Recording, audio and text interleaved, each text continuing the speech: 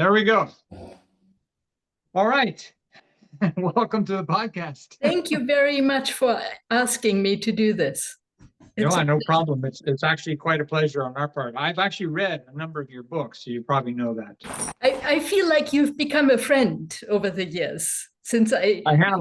I really enjoy your books. I've made a list of them here so we can sort of, touch on them as we go through the podcast. But yeah, I didn't read The Price of Loyalty. That was done by another one of our reviewers, you saw the review on that. Yes. I've been in touch with her because I am working on a little piece for her blog. Hey, which is very nice. And it's fun to do this. And I feel very honored to have she's quite a prolific author herself. Yes, I realize that. That makes it even more of an honor to be able to have a guest post on her blog. That's great. Yeah, that's great. Maybe you can send me the link to the blog sometime. I'd send it to the IWIC people so they can pass it over to me. I'd love to see that once you post it. Her blog, J.G. Harlan's blog? Or? Is it just J.G. Harlan? Is that it? That's what she uses. But okay. In her emails, she used Jane. Okay. I mean, I'll just go back to her email because I think she forwarded the email to the IWIC people and then they forwarded that notice to you. Okay. Yeah. Okay. All right. Well, let's do the formalities here. So this is the International Writers Inspiring Change, which you've been associated with for some years. And they've featured a number of your books, and I've read, I think, 4 of them so far, at least. We started up this podcast a few months back, just as another feature as part of the whole package. And it's called the Author Shout Out Podcast. And we have a lot of authors that have come on the show. So you probably have seen it on the website. And when we're done with this podcast with you, which is usually about 30 minutes or so, okay. 45 minutes in that range, then it goes over to the IWIC people that they post it on the podcast page. It stays there permanently. So you can send your readers or followers to that page. They'll also send you a copy of the podcast so you can actually use it on your own website and stuff. Thank you. So okay, we're talking with Malve von Hassell, huh? And where are we talking to you from? Where are you? I am in New York. I'm in Southampton on Long Island. About 2 hours. You're on Long Island. Okay. Yeah. Have you lived there? Have you lived there all your life? No, I've lived there since '96. I was born in Italy. And okay. I came to New York when I was a child, when I was 13, and then finished my education in New York. And I've moved out here in '96 in part because my parents were spending a lot of time out here. And I've never regretted that one little bit. Yeah, I think the Hamptons are really beautiful out there, right? It's very beautiful. I miss New York, but I was done. I had finished several research projects there, and I was glad to get away from the city. A bit of a concrete jungle. It's a love. Yes. You got to love that kind of environment. Okay, great. So we're talking to you. So we have about a 6-hour time difference. We're over in Sweden. That's where we're headquartered. All right, well, let's start off with some background. Who is Malve von Hassell? Tell us about yourself. Well, I am sort of a split personality because I am still very much a European in many respects, but I'm also an American. And as my father used to say, Americans are defined by coming from somewhere else. And that is sort of my excuse for always feeling a little bit of an outsider. And that which is something that's important to remember as an American, that they have roots over here. Yeah, absolutely. But that aspect also sometimes is reflected in some of my characters who either travel or are in some way uprooted and somehow feel a little bit as if they are between worlds. So in that sense, I've never actually thought about it until you're asking me this question.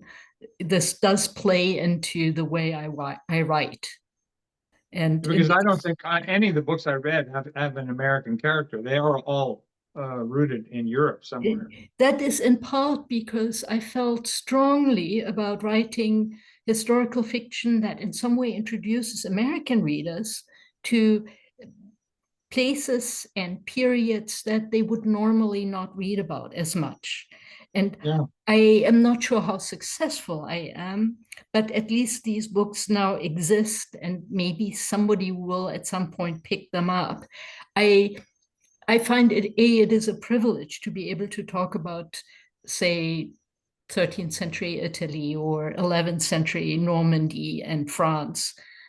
And it is also something that it is an opportunity to share and to tell people about history, about periods that are very, very important.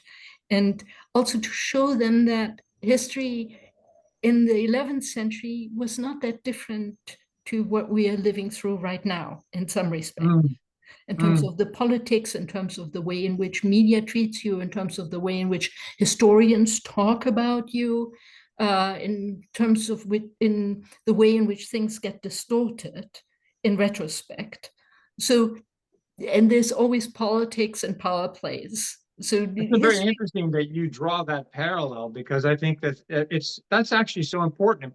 A good reason why history needs to be kept alive, because exactly, these are cycles. I mean, cultures go through these cycles. I mean, precisely.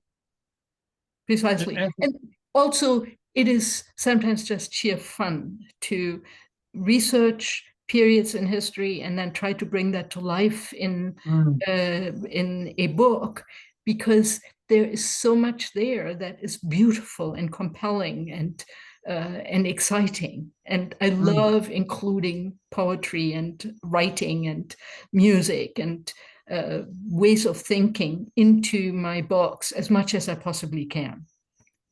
I mean, that's noteworthy, because in all the books I read, I mean, I'm so impressed with the way you paint pictures of the time. It feels like three-dimensional as you read it. I mean, I remember, I think it was The Falconer's Apprentice and Alina, I think it was. Those two books were that I read. I mean, those are just a couple. But I was just like really impressed with like I felt like I was walking through the landscape with the characters. So it was not two-dimensional, it was very three-dimensional. You do a lot of research, obviously. I do a lot of research, but for this, we live in the modern age, and research is relatively easy if you know where to look. Yes, of course. In the case of this book, The Price of Loyalty, I had a lot of fun because there were contemporary or near contemporary historians who talked about Adela of Blois, the daughter of William the Conqueror. And some of that reads as if you're reading the National Enquirer. They basically smack talked about Adela. And for instance, as if she was a contemporary figure. Well, there was one Orderic Vitalis, a clergyman who originally came from England himself and wrote about people in France. And he wrote about King William, he wrote about the various sons of King William, two of which later became kings of England. And he talked about Adela. And he was not very nice in the way in which he talked about Adela. And some of it is absolutely hilarious. It's a little bit mean-spirited and a little bit gossipy and salacious. And it is fun to come across something like this in history and to be aware that you cannot necessarily trust contemporary historians either. No, because I mean, history, as we know, can be easily rewritten for the victor. So precisely. Whoever writes that. So yeah, that's a great, I mean, I like that. Is this book inspired? What inspired The Price of Loyalty? Was it? Well, originally in my very first book, my character, a young man from northern Germany, had learned about Adela in his schooling, and he admired her, and he named his falcon after Adela. So I always had her in the back of my mind. And I decided that Adela is basically, it's a story about women in the age of the Crusades and women who in some respects were extremely powerful and ruled their husbands' estates, took care of the properties that their husbands left behind while they were away on crusade. And Adela, also in her own right, was a very interesting person. She was, in some ways, she was described as Saint Adela, but I think her saintlyhood was a little bit aspirational at times. She was a very powerful, very controlling, very dominant woman. And she had a husband, Stephen Henry de Blois, who liked a comfortable life and who by his entire disposition struck me as more of a trader rather than an errant knight who wanted to go out on crusade. And he didn't really want to go on crusade. And Adela basically, as she was a very religious woman, very pious, and she decided that he had to go. And she funded his crusade, the two episodes where he went to the Holy Land. And he went, and he went to, he ended up in a siege of Antioch, and he decided that this was really not his thing. He was not very comfortable there, and people were starving and dying of diseases. And he turned around and went back with a truckload of treasures that he brought, which Adela sort of appreciated, but she basically gave him grief for the period of a year after his return. Because he turned back, you mean? Yes, because he broke his oath. And so basically she berated him and berated him and berated him. In the meantime, they produced another child. And according to Orderic Vitalis, she used her sexual prowess to berate him. He literally says this. It sounds a little bit like the true story we've all partly seen. Well, what is a true story? In any event, he went back, and the poor man then eventually died in a battle in the Holy Land, and Adela ruled her the estate that she had from him. And he was basically like the Bill Gates of France. He owned a lot of counties. He was a very, very powerful man in his own right. And she became Lord. She was actually called Countess and Lord. And I have a question that you bring to mind here as you're talking about her. When I draw parallels to, other monarchies or powerful women in those time periods, and the Middle Ages on up to the Victorian age, in a time which is a very patriarchal society, yet you have these women who became very powerful. Yes. It's almost a contradiction. It's almost a contradiction. On the other hand, is it all just because they happen to be at the right time in the right place with a certain amount of wealth or not connection? Not entirely. Basically, it was across the board. Many women were at home while their husbands went on crusade. And they took on those roles in a way just like during World War I and World War II, where women took on jobs that the men had vacated. So it's not that different. And in a sense, once the Crusades ended and the men were all back, then their position changed again. Interesting. It's very interesting. And the other thing that's very interesting about Adela is she was more educated than many men of her time. And she had to thank her mother for this.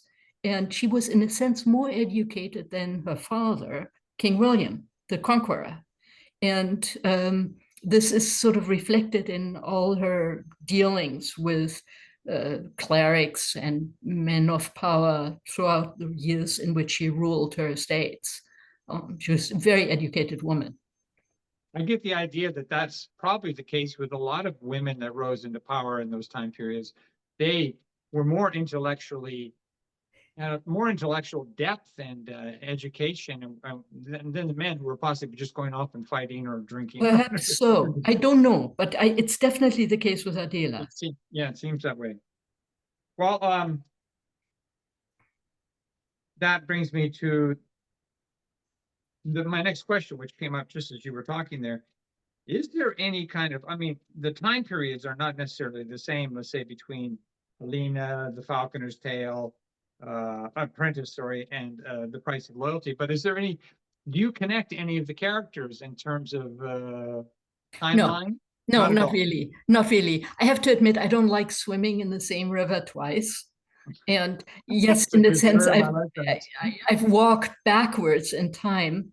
Although there's one book which is in a very different time frame, The Amber Crane, which is a time slip, and there I talk about the 30 Years' War in the 17th century and World War Yeah, II. and then you connected to World War II. Yeah, No, I but read that book, and that was a fascinating tale. The connections, how you merged two entirely different time periods, but that with the was, same characters playing yeah, it their was also roles. very personal because the area where my main character experienced the 30 Years' War and World War II, that is an area where my mother was born. And Okay. I know that area and I know it very well. And the story of the evacuation when the Soviets were coming was partly the story of my family as well, my mother's family. So Had you actually visited that location, or you been there? I've been there, yes. Yeah, okay. And it's beautiful. And I'm very glad. And the people who live there now were Mm. themselves forced out of areas further east and were forced into this region and had to make do with a region that was denuded of all tools, all equipment, all metal. It was all gone after World War II. And they started from scratch, basically. And they love where they are. That well, that part of well, that factual location and what happened there in World War II, if I recall correctly, didn't you also give a touch on that in your book, the Tapestry of My Mother's Life? Yes, yes, absolutely. You talked about her leaving Yes, from. yeah, Okay, yeah, yeah, yeah. that part of it I do remember, but I think that book, oddly enough, I mean, the Tapestry of My Mother's Life sort of sits in my head because I remember feeling, I don't know if the word, it's a very intimate story. It really tells the story of a woman who had been through an amazing amount of stuff Yes. and sort of came out on top at the end. You know, lived an incredible life between, like you said, They, World War II and then coming over to America and. yeah. Renee, there's a term that I only learned after I finished the book. Uh, Mm. I don't know why I didn't even encounter this term before. That term is called transgenerational trauma. And in a sense, I wrote that book not just to honor my mother and to tell her story, but to also explain to my nephews, among others, why or what was so complicated for the second generation. In other words, my mother's sons and myself, in the way Mm. in which we interacted with that generation that had lived through traumatic periods. And transgenerational trauma is a term that is universal in significance because there are many whose parents have lived through trauma and who have a hard time sharing that. And it conveys the sense of the second generation somehow imbibing part of that trauma with the mother milk, if you will, Mm. even genetically. And in our case, it had to do with the way in which our parents acted or failed to tell us things, were silent about many aspects. And it impacted the way in which we lived our lives. And I wanted Did you, to when you say explain that this. the trauma, you sort of gets conveyed somehow. It is it conveyed, you just sort of pick it up like You sort it's of pick it up. You sort of know that there yeah. are areas where you cannot ask more questions. There are Mm. areas that are basically taboo. And in the case of my mother, it was a particularly funny contrast in the sense that my mother was a very wonderful storyteller, very, very vivid, but there were areas which were off limits, so to speak, and it wouldn't have occurred to us to ask more questions. In retrospect, I wish I had, but I was afraid. And how I absorbed this fear or this reticence of asking more questions is beyond me. I knew that from when I was a child. So Is it the taboo aspect of it that sort of builds up this fear, like a little bit, yes. Yeah, Yes. I understand. And, you know, I can give you a stupid little example that conveys some of this. When I was a child, I collected flowers for my mother. We had a nanny, and the nanny went into the forest and said, "It's Mother's Day." And I was 4, 5, 4 maybe. And I came home with my bunch of flowers, and I was very proud. And I gave them to my mother for Mother's Day. I don't remember what my mother said, but I know that I never, ever dared to do this again. And only later did I understand that for my mother, the term Mother's Day evoked the Nazis bearing children for the Führer. Really? It evoked basically everything that she could not stomach. It upset her. And yeah, as a little girl, I didn't understand. So that is one example of where things basically became taboo, and we sort of knew this. It's interesting. It's the small things that build A very up. small thing. Yeah. Yeah. Yeah. You know, you remind me now, because I remember reading your bio, you talking about your mother, but then on your grandfather, you wrote a memoir about your grandfather too, right? So, no, not quite. Not quite? I thank you for asking. My grandfather was one of the members of the resistance movement and was executed by Hitler. And he had written, in his own right, he had written all sorts of books, and he also wrote diaries up to the point when he was arrested. And he, while he was in prison, wrote his memoirs. And while he was in prison, he said, well, a prison is a very good place to write one's memoirs because you look at life as if it were through a telescope. And so he wrote, and this was his only reference to being in prison. And he wrote until the trial started and the execution.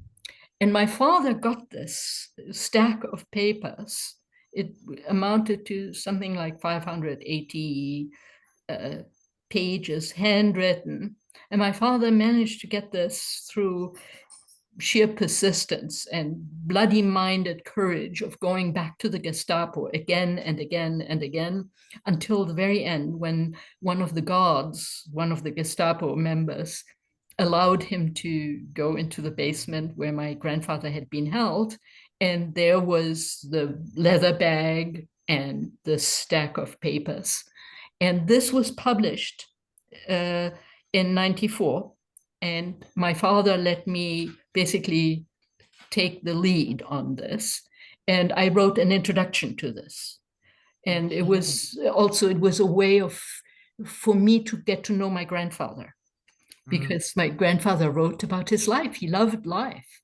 And I learned about this man who was very, he loved theater, and he loved beautiful women, and he loved good food, and he enjoyed life in every way. And this comes through, and he had a sense of humor, and he had a sense of perspective. And of course, he talked, he was very careful in some respects because members of the resistance movement were sitting in the cells next to him, and he knew this. So in his memoirs written in prison, he only got to the year 1929. And my father always said it was probably a good thing that he didn't get any further, because anything after that, he would have had to start disguising what he was writing. Yeah. And up till 1929, he was free to write and to describe things as he chose. So kind of it's an amazing story. And we did not edit. We didn't have to edit. Every sentence stuck. Every sentence was beautiful. The only thing we did for this very thick set of recollections is to provide an index of names. And Did he handwrite it on handwritten? Handwritten, yeah. Handwritten on paper. When he was arrested by the Gestapo in their infinite wisdom, took all the papers that were in his office. He knew that the assassination attempt had gone wrong. My father had called him and said it went wrong. And he basically thought about trying to hide. And he said, assassination attempt on Hitler, you mean? This was the attempt. It was called the July 20th assassination attempt. Yeah. And it failed. And he sat in this office. So the Gestapo came and arrested him. And they took all the paper that was on his desk. And it so happened to be birthday telegrams. So when most of it for his 60th birthday. So when he started the memoirs, he said, on the back of this is a birthday greeting from so-and-so. And he said, this gives you perspective.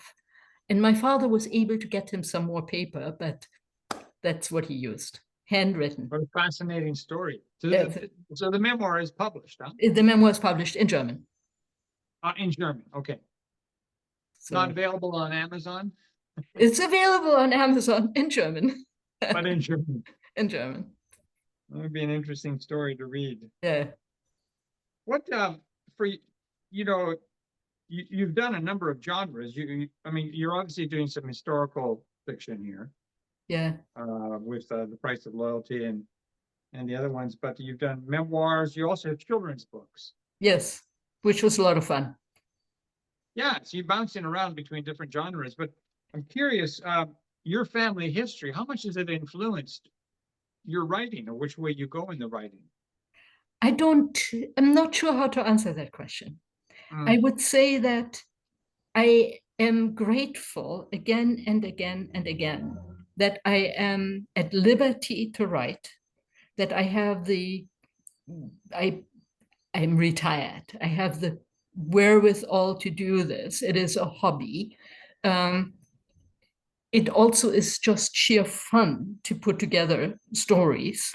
I started out as an academic, so I wrote several academic works, which also were a lot of fun. And those I funded myself through working as a translator, but they are respected academic works. How much did the family history influence? Maybe the need to tell history, the need to be honest about what has happened in history, perhaps. On the other hand, I avoid World War II like the plague. I so far have only done it in this time slip book, skirting the margins, but the Amber Crane, right? Yeah, we're talking about, yeah. Why do you avoid World War II? Because I can't handle it. I can't handle it. I just can't handle it. It's too dark. It's I don't have any sense of perspective about any of it. But I'm working my way towards it because I have a project that I'm thinking about which will get quite close. So a new book coming down. A new book. Yeah. Okay, we'll talk about that in a minute. Interesting.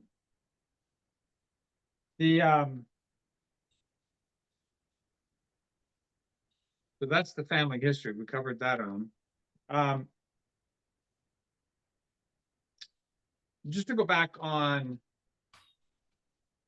I'm going to slip back to the Falconer's Apprentice because it's my favorite. I was going to just say I didn't want to like prioritize it, but it was one of my favorite books because it's a story that, well, anyone can relate to it, but obviously very young adult can really relate to the story of this boy that goes through this adventure across Europe and with the Falcon and all this. I just found it fascinating. I mean, I was a little bit in love with one of the historical characters, the son of the emperor of the Holy Roman Empire, the son Enzio, or Henry in English, who had the misfortune of being captured by the city-state of Bologna. And the emperor, despite all his might, was not able to get Enzio out of prison. And Enzio was a young man when he was captured, and he died in prison in Bologna. When I was growing up, we read all these books about Enzio. We were fascinated, but I didn't actually know that Enzio, together with his father, was one of the founders of the Sicilian School of Poetry. And he wrote poetry while he was in Bologna, in prison. And his poetry is extremely moving, and it is the poetry that later found resonance in the sonnets. And Dante was inspired by poetry that came out of the Sicilian School of Poetry, and later Shakespeare. So it is an interesting school of poetry, and his poems are very accessible. They're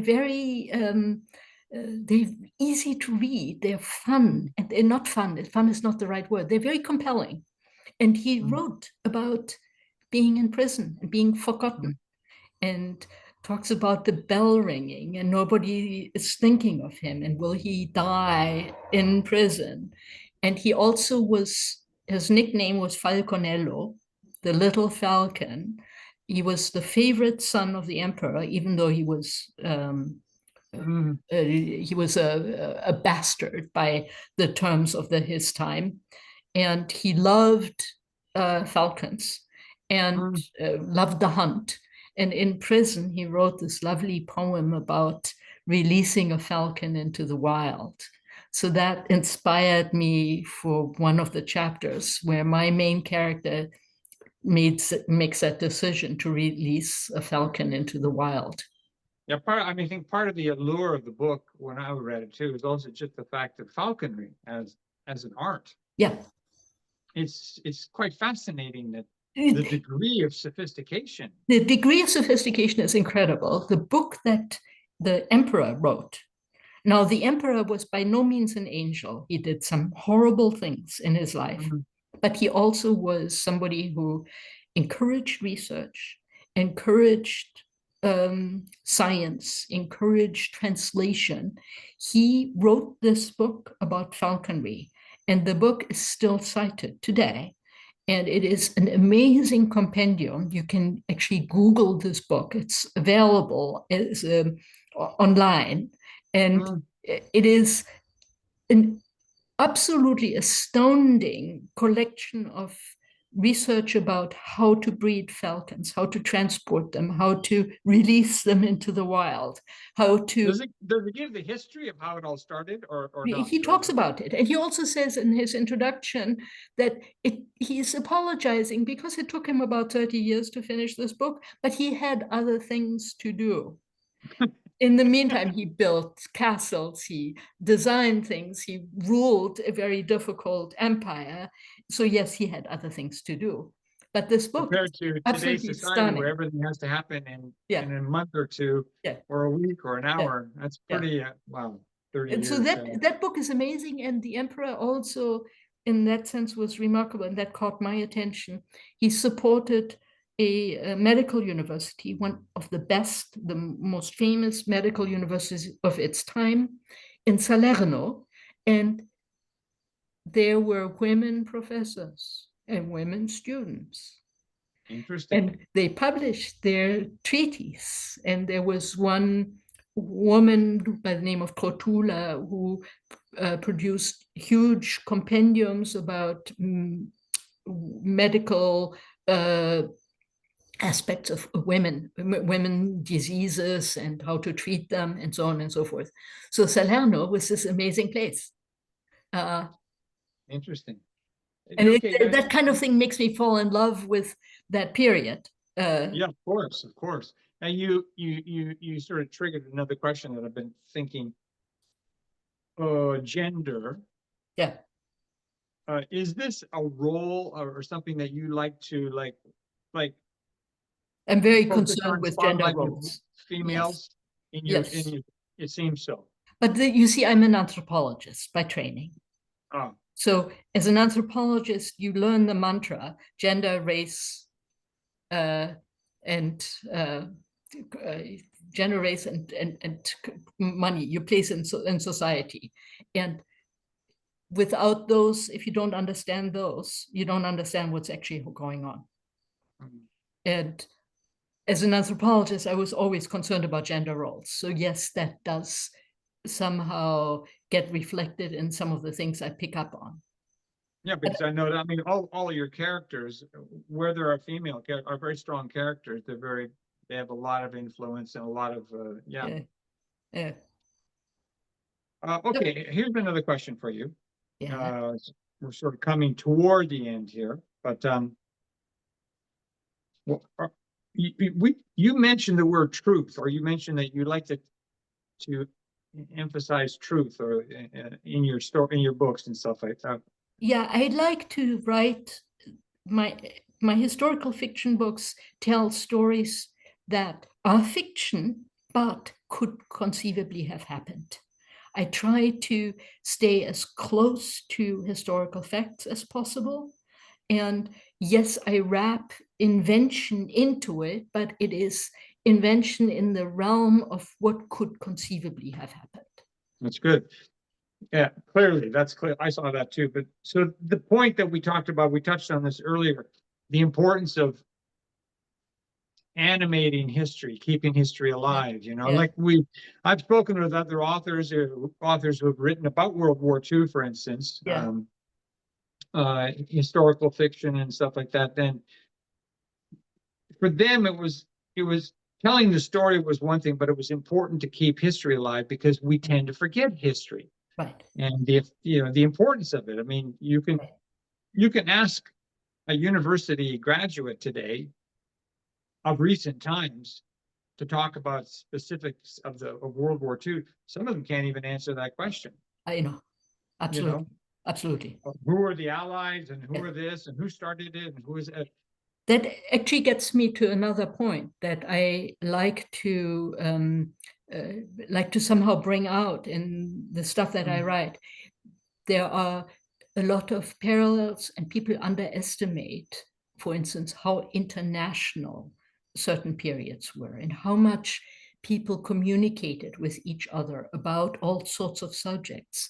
So, for instance, in the Falconer's Apprentice, in this university in Salerno, you had that was founded by a Greek, a Roman, a Jew, and a Muslim. Those four, which is an amazing and wonderful fact that people don't know about.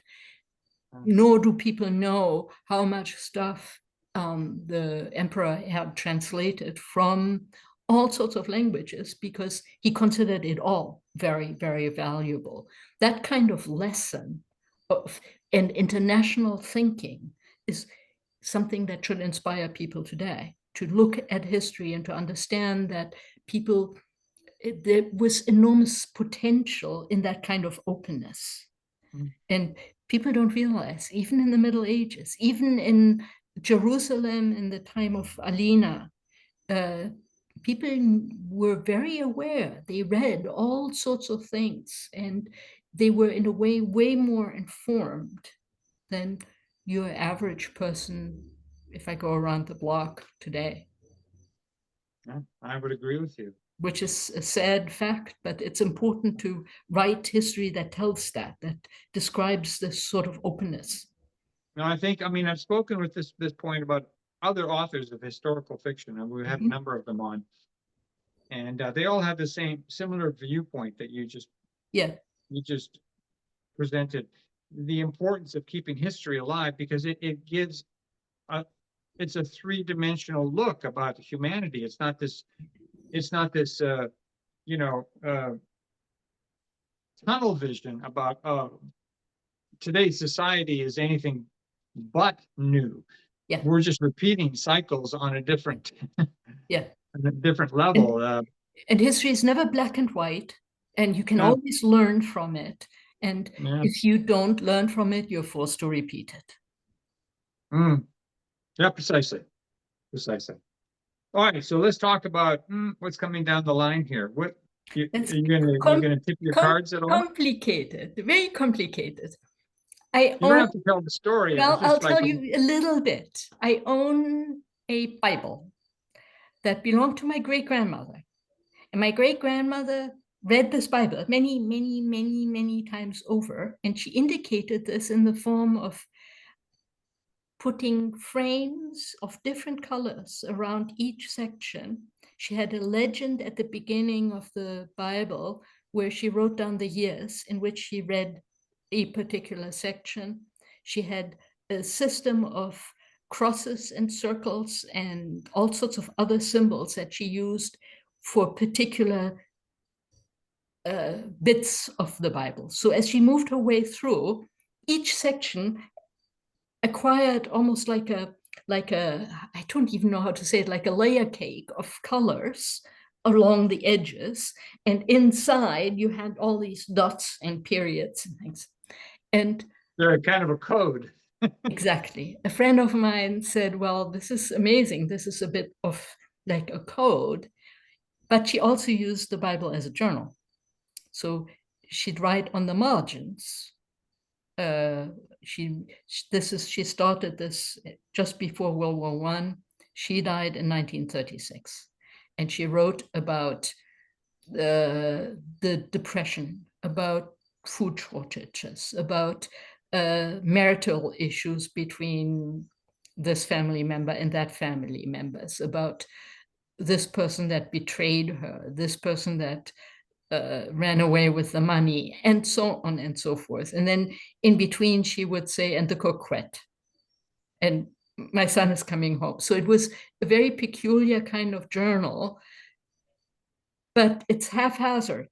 You have to. But the journal is associated with the Bible, so It's associated. She just writes in the margins.